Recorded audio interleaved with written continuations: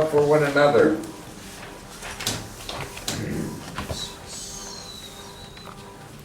And now we come to the principle of mercy.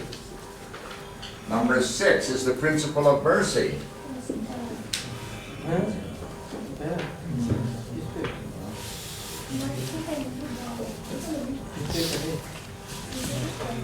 Principle of mercy. I'm going to read the scripture in Matthew 12, 1 to 7, so we be sure that we understand what this is all about. Matthew 12.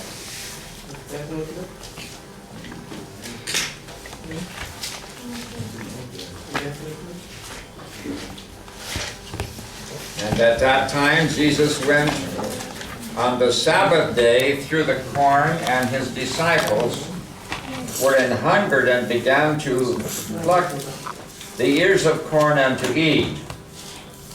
But when the Pharisees saw it, they said unto him, Lord, thy disciples do that which is not lawful to do upon the Sabbath day.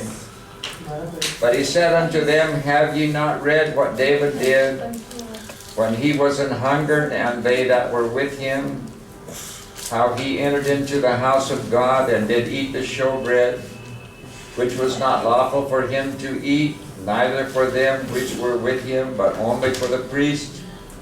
Or have ye not read in the law how that on the Sabbath days the priests in the temple profane the Sabbath and are blameless? But I say unto you that in this place is one greater than the temple. But if ye had known what this meaneth, I will have mercy and not sacrifice, ye would not have condemned the guiltless. For the Son of Man is Lord even of the Sabbath. Now what we're talking about here is there's more than following the rules and regulations. According to the law, the Jewish hypocrites, the scribes and Pharisees, were demanding that everything should be done according to the law. And if you broke the law, even if Jesus healed a man on the Sabbath, they would criticize him because he broke the law healing a man. But Jesus is trying to teach them there's something greater than following all of these laws. We need to have mercy.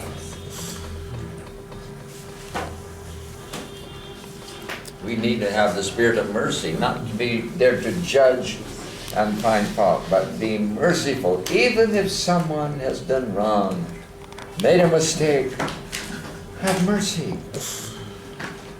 That's the Spirit of Christ. How often He has forgiven us when we've made mistakes. He's given us another chance, and we need to have that same kind of spirit. Forgive. Have mercy. Give people another chance. That's the Spirit of Christ. Have mercy, the principle of mercy. Forgive. I'm so glad I don't live under the law. The New Testament, the new plan of salvation is so much more wonderful. But people who lived under the law, they had to fulfill all of these laws and ordinances, and even then there was no joy and no happiness. If they didn't do something right, they were criticized, blamed, sometimes punished.